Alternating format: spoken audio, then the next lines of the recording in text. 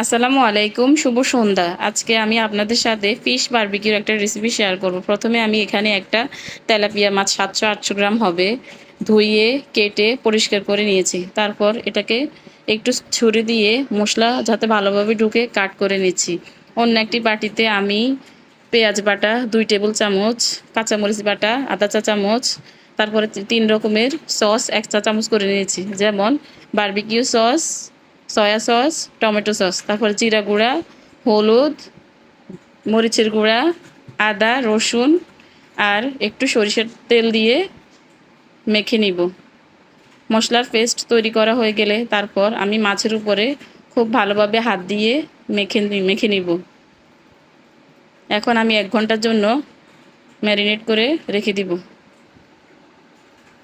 তারপর একটা প্যান চুলায় বসিয়ে এর মধ্যে সরিষার তেল দিয়ে মিডিয়াম আঁচে মাছটা ভেজে নেব। মাঝে মধ্যে বাকি মশলাগুলো আমি একটা ব্রাশ দিয়ে কিছুক্ষণ পর পর উলটপালট করে মেখে দিব।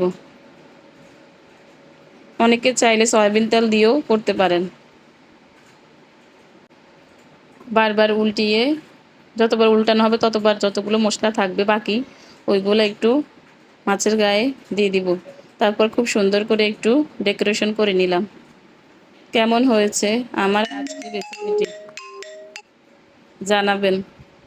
আর সবাই বেশি বেশি করে লাইক, কমেন্ট, শেয়ার করবেন। সাথে নান রুটিও করেছি। আলহামদুলিল্লাহ।